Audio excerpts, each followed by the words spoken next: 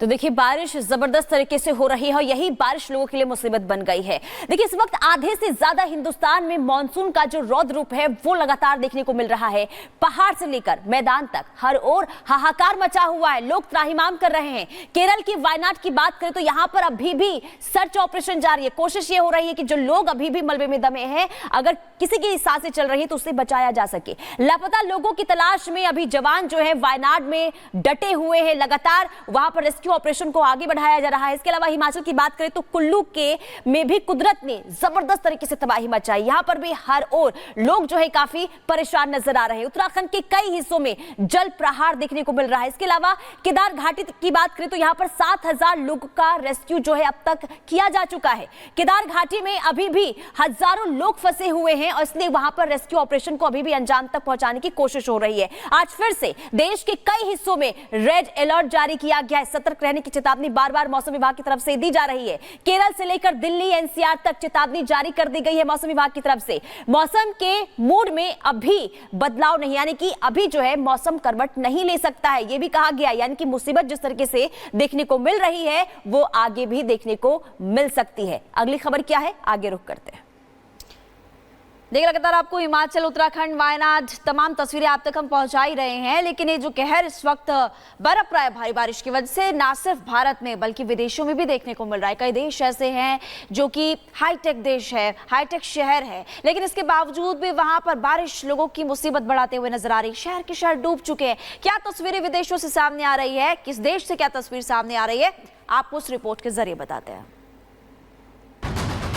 इन दिनों दुनिया के कई देशों में बाढ़ बारिश से कोहरा मचा हुआ है। स्पेन, इटली, सऊदी अरब समेत कई देश बाढ़ की चपेट में हैं। इटली में जबरदस्त बारिश के बाद सड़कों पर पानी भर गया, जिसके बाद गाड़ियां पानी में रेंगती नजर आईं। बारिश और बर्फबारी की ये तस्वीर स्पेन की है, जहां आसमानी आफत से जनजीवन बेहाल है।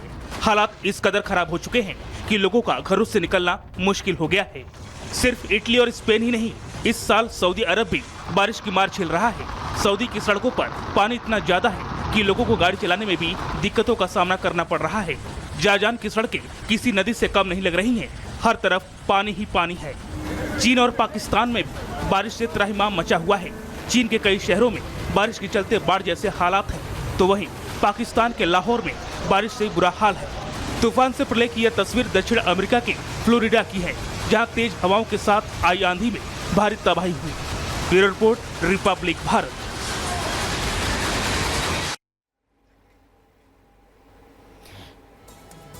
चलिए आगे बढ़ते हैं और अब बात कर लेते हैं दिल्ली की। दिल्ली की आशा किरण शेल्टर में जिस तरीके से बच्चों की मौत हुई है, इसे लेकर लगातार सियासत देखने को मिल रही है। लेकिन आज का दिन खास इसलिए इस पूरे मामले को लेकर हो जाता है क्योंकि आज इस पूरे मामले को लेकर रिपोर्ट सामने आने वाली है, जिसके बाद ये साफ हो जाएगा कि आखिर बच्चों की जो मौत हुई है इसके पीछे की वजह क्या है। आखिर इतनी ज्यादा बच्चों की मौत कैसे हो सकती है, तमाम सवाल खड़े होते हैं। हालांकि प्रशासन इसको लेकर पूरी तरह से तैयारी कर रहा है और इसको लेकर के जांच पड़ताल की जा रही है। पूरा मामला क्या है आपको उस रिपोर्ट के जरिए बताते हैं।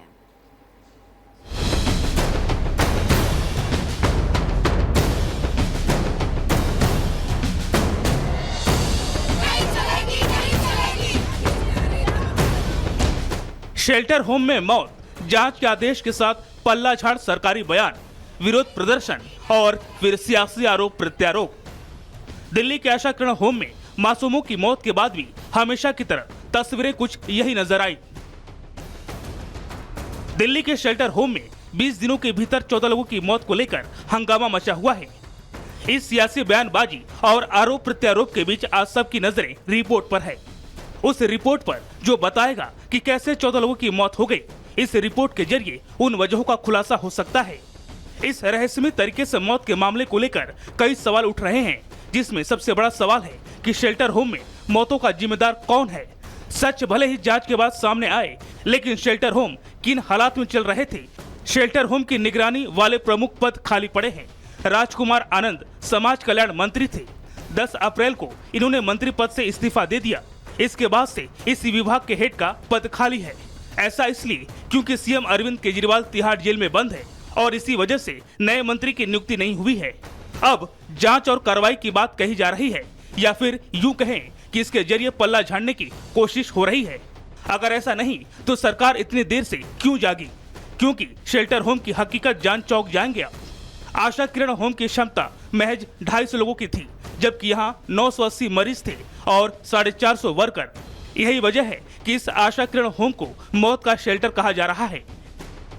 Bureau report, Republic Bharat.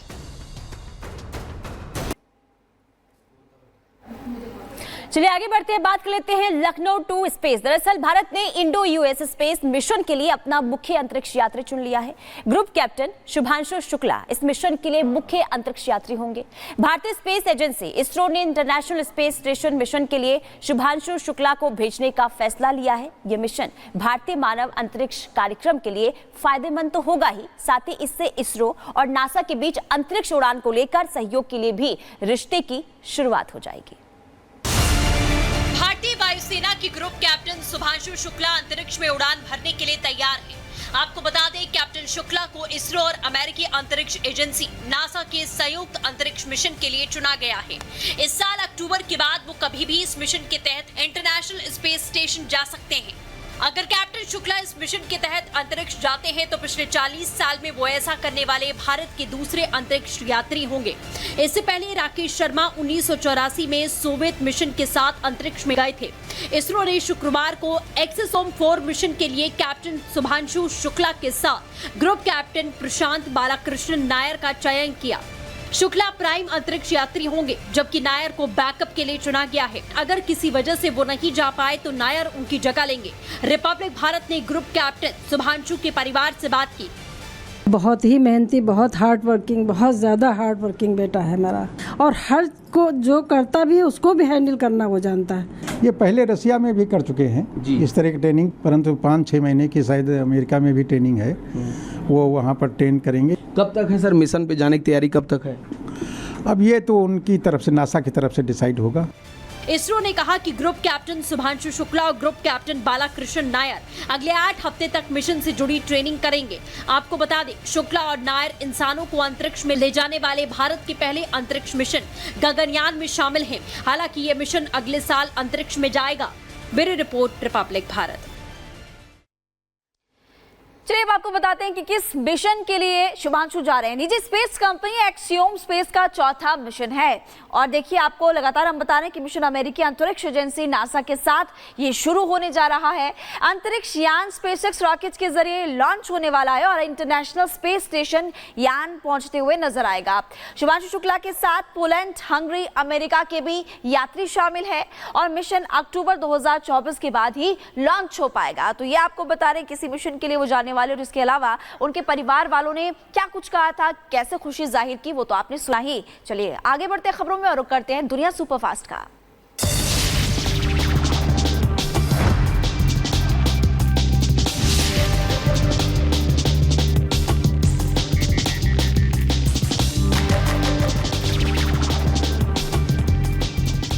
रूस और अमेरिका के बीच जासूसों की हुई अदला बदली। पश्चिमी देशों ने भी रूसियों को छोड़ा। रूस ने 16 जासूस छोड़े तो पश्चिमी देशों ने 8 जासूसों को छोड़ा। हमास चीफ इस्माइल हानिया की मौत के मामले में ईरान ने 24 लोगों को गिरफ्तार किया। ब्रिटिश रिपोर्ट में दावा, हानिया को मारने के लिए मोसाद ने जो एजेंट हायर किया था उसके जरिए तो हमला किया गया। इसके अलावा भी ईरान के कुछ एजेंसी ने हमला किया। और मिडल ईस्ट में बढ़ती टेंशन को लेकर भारत समेत कई देशों ने जारी किया एडवाइजरी। लेबनान में रह रहे भारतीयों के लौटने की अपील। कनाडा, यूके, यूएस ने भी अपने नागरिकों से लेबनान छोड़ने के लिए कहा। फिलीपींस और जापान ने किया संयुक्त अभियान। चीन सागर में अपना पहला सैन्य अभ्यास किया। उधर इजराइल ने दक्षिणी लेबनान में फिर किया हमला और कफा किला इलाके में हिजबुल्लाह के आतंकी ठिकानों और सैन्य भवनों पर हमला किया।